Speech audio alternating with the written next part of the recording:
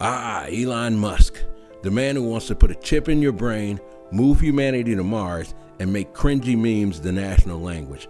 The guy who launches overpriced flamethrowers he calls rockets for fun, and somehow manages to run half of America's infrastructure between tweets about anime waifus and free speech, as long as it agrees with his opinions.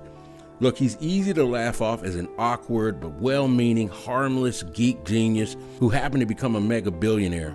But what if I told you that Elon Musk, yes, the SpaceX and Tesla mogul and Twitter's new owner and #1 troll, who says he's battling to protect your free speech and save humanity, has something much darker lurking behind the dad jokes and the Dogecoin memes?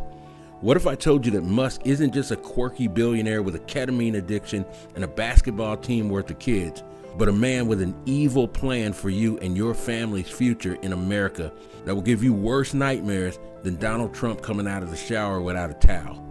A dark Machiavellian plan inspired by his secret, batshit crazy mentor, a guy that nobody who actually has sex knows, named Curtis Yarvin.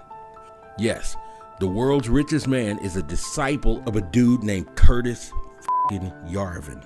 The so-called political theorist and resident 4chan style straight from his mom's basement nerd blogger whose ideas about how society should work make George Orwell's novel 1984 look like a Disney World vacation. The story of their hidden relationship is a story of power, manipulation, and the dangerous dreams of men who think they can bend the world to their will and design and control your life because they believe they're simply better than you. So strap in, my friend, because this rabbit hole goes deep. And spoiler alert, if Elon and Curtis have their way, it doesn't end well for democracy or for your freedom. But, so you can understand how he got here, let's delve into the disturbing psychological maze of Elon Musk's mind, influenced by his turbulent past and childhood, and how it steered him right into the grip of Yarvin's sinister philosophies, hook, line, and sinker. Elon Musk's journey from a bullied child in Pretoria, South Africa, to the world's richest man with dreams of colonizing Mars is undeniably a story of extreme resilience. But if we're being honest, it's basically a classic supervillain origin arc. Walter Isaacson's biography of Musk pulls back the curtain on his childhood best, revealing how his early experiences and autism have profoundly shaped his personality, relationships, and the way he wields power. Elon's father, Elon Musk, plays the classic bad dad role in this story. By all accounts, Elon was emotionally and verbally abusive, a master manipulator who could go from charming to cruel without warning. In Isaac's biography, Elon describes his father as a, quote, terrible human being who would, quote, make life miserable in every possible way. His father's intellect was equally intimidating. Described as brilliant but twisted, Errol would engage in debates designed less to inform and more to humiliate. For Elon, surviving these verbal gladiator matches with his father meant developing an obsession with logic, efficiency, and above all, control. It also left him with a lifelong aversion to authority figures, a key to understanding why Musk is literally allergic to regulation and oversight. Errol's psychological warfare left deep scars, teaching young Elon to suppress emotions and trust no one, a theme that recurs throughout his life. Now, any psychologist worth his or her salt will tell you these behaviors mean Elon's father would most likely be diagnosed as having narcissistic personality disorder, with possible traits of antisocial personality disorder or borderline personality disorder. This profile also heavily aligns with scoring high in what is known as the dark triad of personality traits: narcissism, Machiavellianism, and psychopathy. Not exactly a recipe for Dad of the Year. These disorders are often inheritable and passed down genetically. Keep that in mind as we continue on. Elon Musk's admission on Saturday Night Live that he has Asperger's syndrome, a form of autism characterized by difficulties in social interactions and a tendency to fixate intensely on specific interests, wasn't exactly a shocker to anybody. Those who've seen Musk's personal persona, the awkward pauses, the brutal honesty, the way he tweets like he's texting an ex at 3 a.m., probably already had their suspicions. Again, Walter Isaacson's penetrating biography sheds light on how Musk's autism affects him. It gives him obsessive focus. Musk's single-player mode mindset allows him to hyper-fixate on problems, tuning out distractions like a gamer on his last boss fight. This is why he's able to juggle SpaceX, Tesla, Neuralink, and Twitter without, at least completely, melting down. It gives him an emotional bluntness and cluelessness. His blunt, often brutal communication style, firing employees on the spot, publicly mocking critics, can be traced back to his difficulty in grasping social cues and emotional nuance. When your empathy meter is stuck on low, diplomacy and tact tends to get replaced with savage, unfeeling efficiency. And then, of course, there's risk-taking. Autism often brings a reduced sensitivity to fear. For Musk, this manifests as a willingness to gamble billions, even his own billions, on long-shot projects like reusable rockets or brain-machine interfaces or social media platforms that are losing money. He's the kind of guy who would bet his life savings on black at the roulette wheel and just call it a Tuesday. Elon's school years were like a bad 80s teen movie without the uplifting montage wherein he gets the girl at the end. Bullied relentlessly for being the awkward, sci-fi obsessed kid, Musk once ended up hospitalized after a particularly brutal attack. This period of isolation drove him deeper into books and computers and his own mind, where logic reigned and human cruelty was reduced to lines of code. His mother, Mae Musk, recalls how young Elon would vanish into his mind for hours, staring blankly into space while running complex simulations in his head. Today, he's still doing it, just with more rockets, less acne, and a slightly better haircut. This tendency to check out during conversations is often seen as rudeness, but is more likely a coping mechanism honed from years of surviving an unfriendly world. Now, if one theme dominates Musk's psychology, it's control. Control over companies, control over technology, and if he gets his way, control over humanity's future. Tesla and SpaceX and Twitter aren't just companies, they're many kingdoms, with Musk as the unchallenged ruler. He doesn't govern a boardroom, he reigns over his empires. Musk calls it streamlined innovation, but many people who know him and have worked for him call it something else: authoritarian. He rules his companies with a punishing iron fist like a dictator. And like dictators, he likes to publicly show off the spectacle of his demonstrations of absolute power, even openly tweeting about how he's cut off contact with some of his children or their mothers to humiliate them in public and invite his followers to berate or insult them or his critics.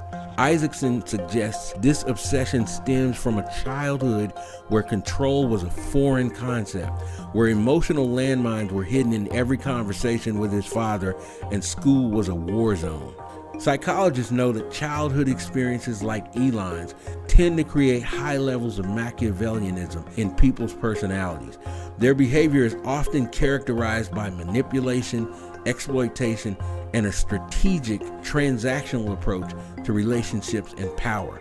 Behaviors we've seen Musk publicly engage in more and more over the last few years, especially since he bought himself a social media megaphone in Twitter that lets him blast his thoughts out to 611 million people and receive instant validation from millions of members of the Elon cult who hungrily dick ride him 24 hours a day, 365 days a year. Basically, Musk's childhood was a crucible of trauma, isolation, and a desperate need for control. Traits that align all too neatly with the ideologies of Curtis Yarvin. His dark, warped psychology and crushing need for validation due to his abuse is even reflected in his almost unrealistically ambitious projects and his constant pining for attention from both his supporters and haters on his Twitter platform. For a man who has so many important things he says he wants to accomplish, it's strange to see him spend so much time attention whoring around on social media for likes. Keep this in mind as we continue this deep dive into Musk's mind and beliefs, because as his power and influence continues to grow, understanding this blueprint isn't just useful, it might just be necessary for survival. But now, let's turn our attention to Musk and his good buddies JD, Peter, David, and Mark's favorite political philosopher and probably hopeless porn in his mom's half-bathroom addict, Curtis Yarvin. Curtis Yarvin is a name you might not know unless you've been lurking in the darker corners of the internet or hanging out with Silicon Valley billionaires who think democracy is, shall we say, kind of fucking overrated. Born in 1973 and armed with an Ivy League education, Yarvin became notorious under the clearly I should be taken serious as an intellectual pseudonym of Mencius Moldbug. Yeah, that was actually this guy's online nickname, blogging about politics with all the subtlety of a Bond villain. He's considered the father of the Neoreactionary movement, also known as NRX, a fringe right-wing ideology that aims to replace democracy with a hyper-efficient corporate-style monarchy. Yes, I said monarchy. And if that sounds crazy as to you, well, you're not alone. It does to most sane people. The problem is, some of the world's richest and most powerful people think he might be onto something. Yarvin's influence has crept into the minds of not just Elon Musk, but people like his PayPal mafia buddies Peter Thiel, David Sachs, their guy Mark Andreessen, VP JD Vance, and yes, current president and official international spokesman for the color orange, Donald J. Trump. So you should probably want to know who this guy is, what he believes, and why the billionaire class seems to think he's the second coming of Thomas Jefferson. Ironically, Curtis Yarvin grew up in a family that preached liberal democracy as the best and only way to run a society successfully. So naturally, he responded by trying to burn that idea to the ground. Educated at Brown University in computer science, Yarvin was the guy who read Machiavelli for fun and thought, this amoral, unethical liar has some great ideas for how to build the best society for everybody. We should remake America based on him. In the mid-2000s, Yarvin began blogging under that pussy magnet of a nickname Mencius Moldbug, laying the groundwork for his concept of the clear pill. I'll explain this beauty of an idea in a minute. His blog posts were long, dense, and dripping with sarcasm, like if Reddit had a PhD. And over time, Yarvin's ideas managed to slither into the ears of tech elites and right-wing circles alike. Here's the chilling part. At the heart of Yarvin's philosophy is a simple but radical idea. Democracy doesn't work. He argues that the messy, gridlocked, and easily manipulated nature of democratic governance is fundamentally flawed. Instead, Yarvin proposes a corporate monarchy model, essentially running America like a tech company with an all-powerful CEO-like leader at the top who doesn't have to answer to the shareholder, in this case, the citizens, aka you and me. Here are some of Yarvin's core beliefs that have proven magnetic to Elon and the tech elite. Number one, the cathedral. This is Yarvin's term for what he sees as a conspiracy of universities, the media, and bureaucrats who brainwash the masses into accepting liberal democracy. According to him, the real power doesn't lie with elected officials, but with this unelected cultural elite. Number two, formalism. Yarvin's solution to political chaos is to strip the pretense that governments represent the people. In his model, power should be openly held by a sovereign or CEO figure who rules efficiently with no elections or public accountability to get in the way. Basically, the political equivalent of telling your boss to stop pretending to care about your opinions at the staff meeting. He's just going to do what he wants and you're going to like it. Number three, patchworks. Yarvin envisions a world split into multiple city-states or patches, each run by a CEO king who competes with others to provide the best governance. You know, like if every city was a startup trying to out-monarch each other. And number four, the clear pill. Forget about the red or blue pill. Yarvin offers the clear pill, which he describes as the brutal truth that democracy is a sham and what we really need is an quote-unquote enlightened dictator to clean things up. Just imagine the Matrix, but like if Morpheus was Vladimir Putin, and you got the idea. But look, right now you might be thinking, come on, Harkon, Elon Musk is already the richest person on the planet. What else does he want that he can't have? Why would he be interested in this petty, never seen a girl's vagina in real life edgelord bullshit? Well, to understand why these ideas have captured Musk's attention, think back to Musk's brutal childhood and how it shaped him and his psychology. A blender of bullying, abusive daddy issues, and being an outcast, ridiculed for his sci-fi style dreams of saving the world. Probably pretty easy to see how he might still be dying to prove that he was the Superman instead of his tormentors, and why he might not really be filled with love for humankind, huh? It's a reasonable conclusion that all of his huge, epic, splashy claims to be on a quest to save humanity is more about feeding his fragile, damaged ego more than empathy, wouldn't you say? Add in the fact that he probably inherited some of his father's dark triad genes, and well, I mean, does anybody actually believe a guy who's supposed to be a genius thought this wouldn't be seen as a Nazi salute?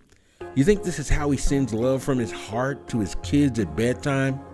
Again, Yarvin's world vision of top-down ideology with a Superman ruling the unimportant, inconsequential little people is a paradise for someone with the psychology of Elon Musk, whose need to be seen as special and supreme after years of being abused by his father and picked on by others is no doubt still raging inside him.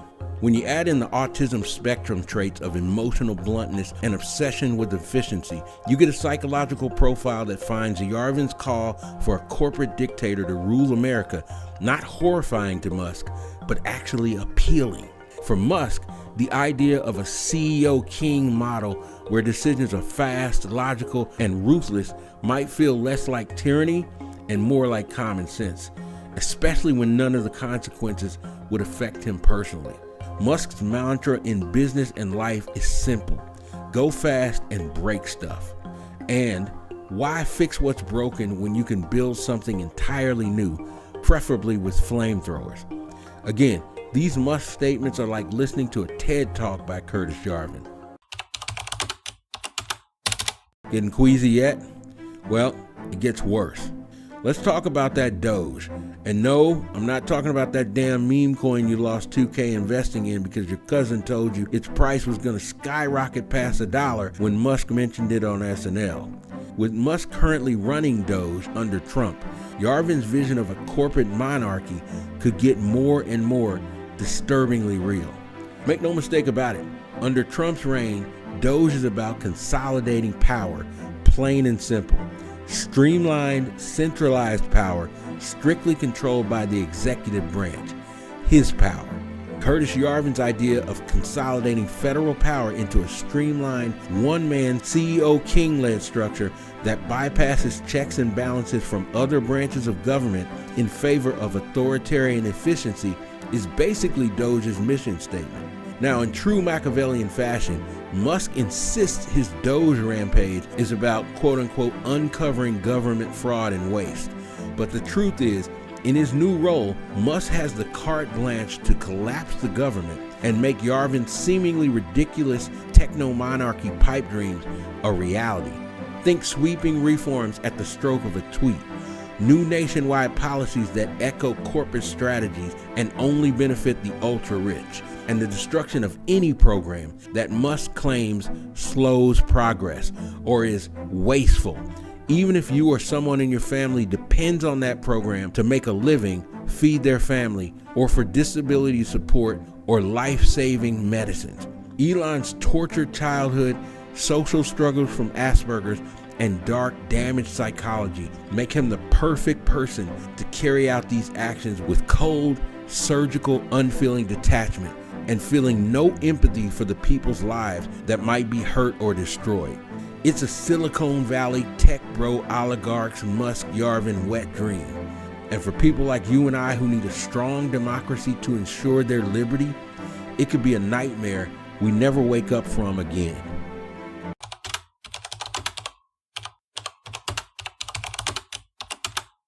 So, with Elon's evil mentor and his terrifying plan to destroy democracy and remake America into a kingdom ruled by elites revealed, where does that leave us? I'll tell you, but the answer isn't pretty.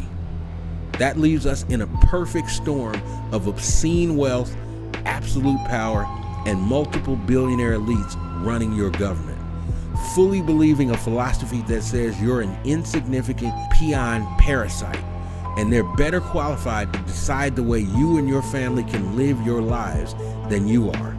For Musk, Thiel, and their inner circle, and J.D. Vance, current second-string vice president and eyeliner connoisseur, Yarvin offers a blueprint for a world where the smartest guy in the room calls the shots and makes the decisions for everybody else, unbothered by elections, voting, or morals and ethics. And the fact that the richest man in the world, his powerful friends, and the president he used the full force of the social media platform that he owns to get elected, the fact that they find these fascist, dictatorship-loving ideas so attractive should probably scare the hell out of us all a lot more than it seems to. Elon Musk, enthralled by Curtis Yarvin's philosophies and now wielding massive influence within Donald Trump's government, running crazy as the leader of D.O.G.E, is on a mission to reshape America as we know it. The richest, most powerful man in the world being allowed to do whatever he wants by a president with total immunity from criminal prosecution. A president Musk spent $280 million out of his own pocket to get elected. Will we get disruption? Absolutely. Lower prices, more money in your pocket, and a better life for you? Well, based on everything we just revealed about Elon's dark psychology and his strong belief in Yarvin's dictator-loving ideas, I don't see any logical reason to expect that. Do you? In the end, the real question you have to ask yourself is this. When Elon Musk talks about saving civilization, who is he talking about saving it for? And are you and your family invited? Think about that next time before you buy a Tesla, or argue with someone about how Elon is fighting for free speech, or to chainsaw wasteful government programs and infrastructure, all for the quote-unquote good of the American people. And the next time Musk tweets something that sounds a little too much like an arrogant, cruel, medieval king flexing his divine right over his kingdom, just remember, he's not fucking joking.